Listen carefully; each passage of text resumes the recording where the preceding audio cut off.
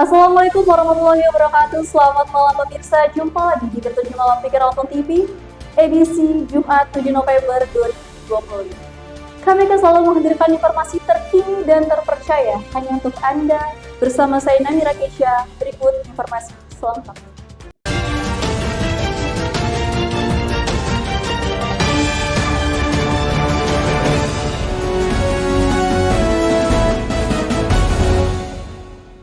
Baik pemirsa, mengawali informasi pada malam hari ini, pemerintah Provinsi Lampung berhasil menarik antusiasme tinggi para investor dalam ajang Lampung Economic and Investment Forum. Dalam kegiatan ini dihadiri puluhan investor asing dengan penandatanganan 15 letter of intent. Berikut informasi selengkapnya.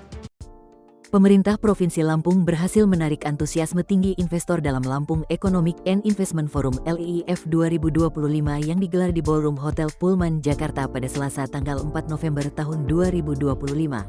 Kegiatan yang dihadiri puluhan investor asing itu mencatat capaian penting dengan penandatanganan 15 Letter of Intent atau LOI untuk berbagai proyek strategis daerah. Kegiatan yang digelar bersama Forum Investasi Lampung Voila tersebut menjadi ajang strategis untuk mempromosikan potensi investasi daerah, memperkuat hilirisasi komoditas unggulan, sekaligus memperkenalkan Lampung sebagai magnet baru investasi nasional.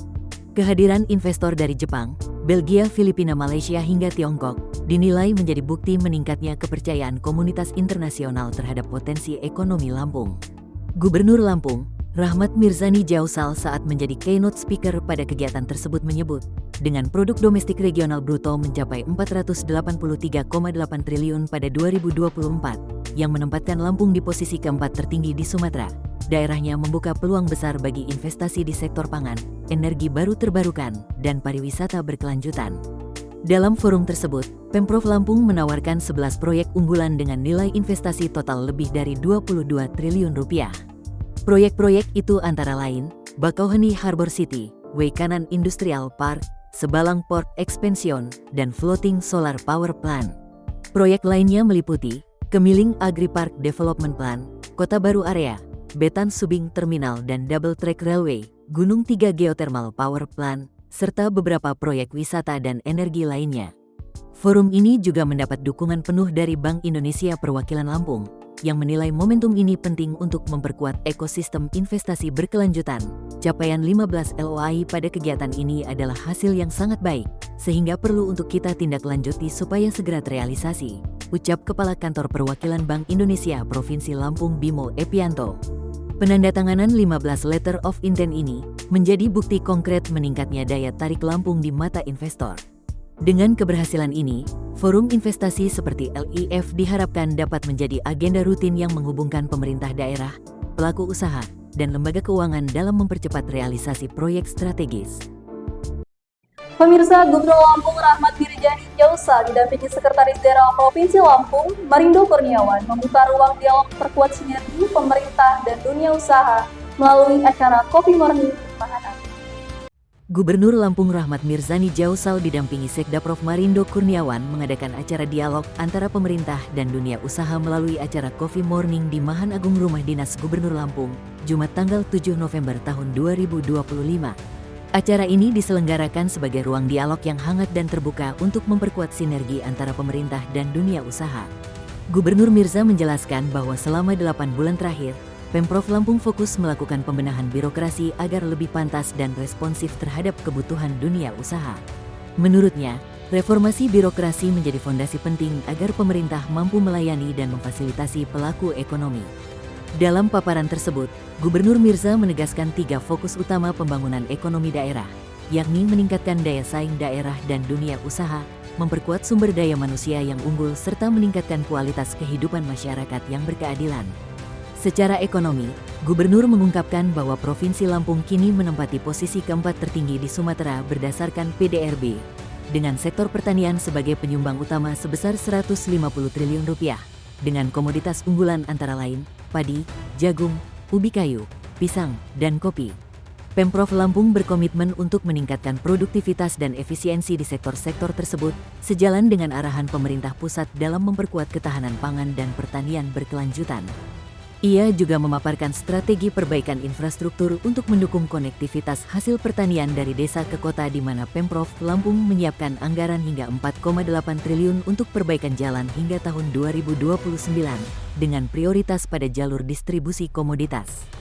Menutup paparannya, Gubernur Mirza juga meminta dukungan dunia usaha untuk bersama meningkatkan kualitas pendidikan menengah di Lampung.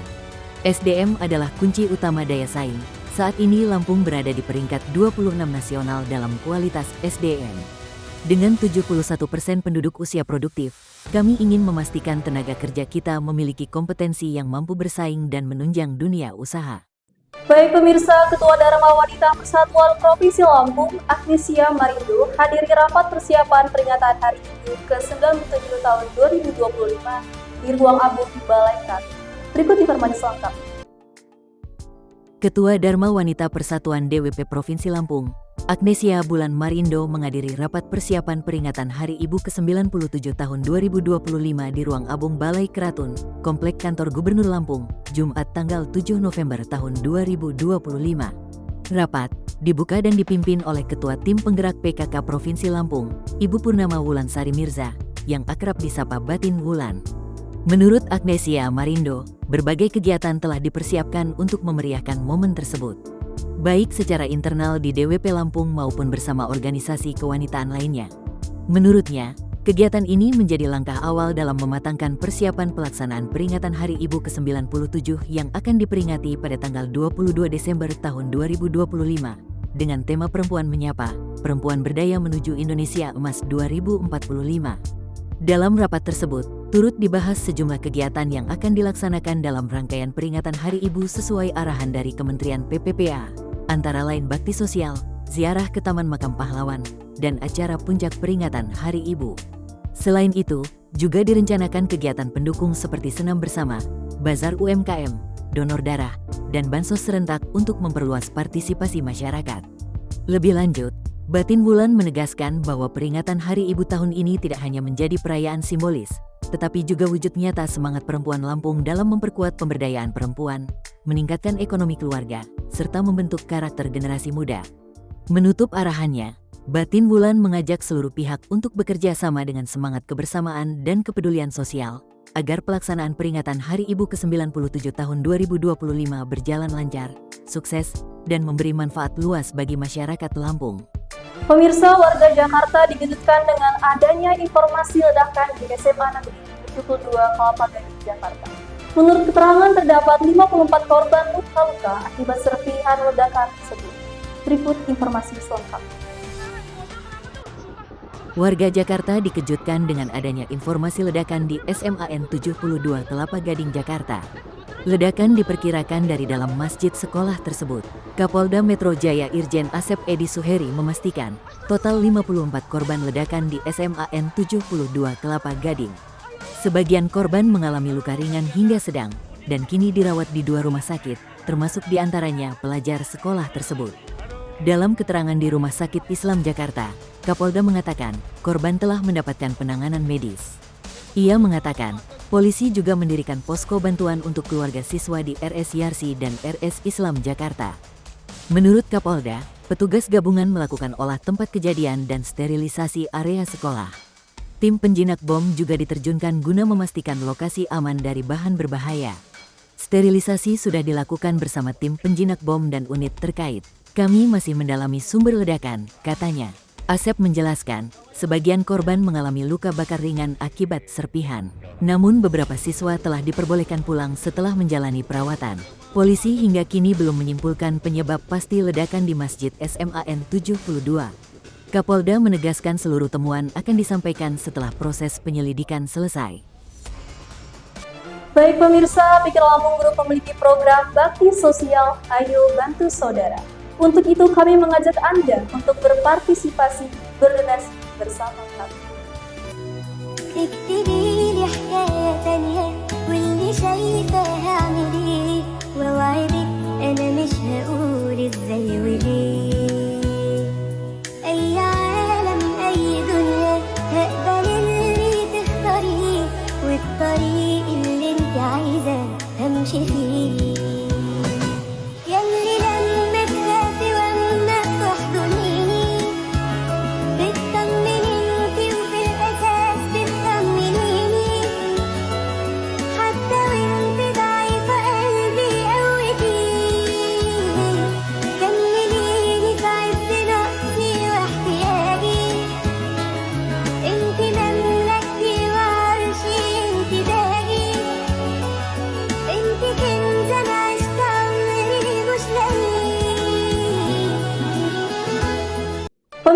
itu tadi sekaligus menutup perjumpaan kita pada malam hari ini. Saya Namira Keisha beserta seluruh kerabat kerja yang bertugas pamit undur diri.